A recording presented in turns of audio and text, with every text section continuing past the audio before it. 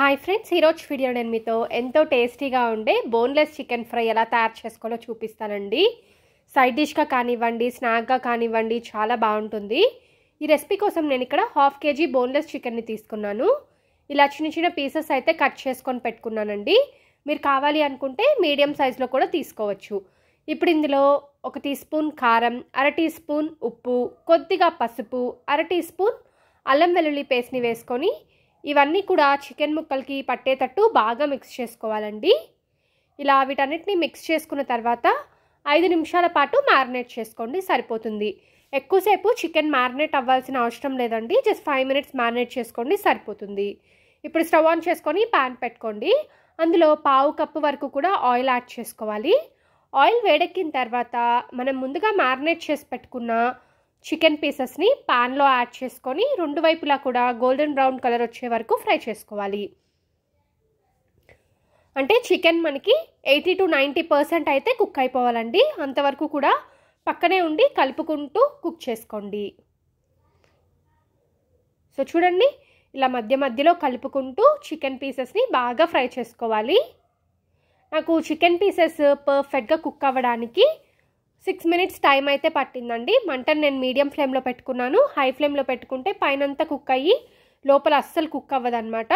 So చూసారా, ఇలా colour వచ్చినప్పుడు వీటిని తీసి పక్కన ఉంచేసుకోండి. అంటే మనం ఆల్మోస్ట్ ఇక్కడ 90% వరకు కూడా కుక్ చేసేసుకున్నాము. చూసారా, ఇలా పక్కన పెట్టుకోండి. ఇప్పుడు అదే ప్యాన్లో సన్నగా కట్ చేసి పెట్టుకున్న ఉల్లిపాయ ముక్కలు వేసుకోండి. నేను ఇక్కడ ఒక మీడియం సైజ్ ఉల్లిపాయను తీసుకొని ఇలా ముక్కలుగా కట్ చేసుకున్నానండి.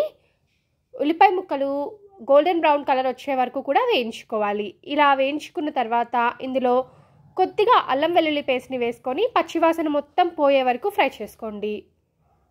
ఇలా ఫ్రై చేసుకున్న తర్వాత మనం ముందుగా ఫ్రై చేసి పెట్టుకున్నాం కదా చికెన్ పీసెస్, ఆ చికెన్ పీసెస్ని ప్యాన్లో వేసుకొని ఒకసారి బాగా మిక్స్ చేసేసుకోవాలి.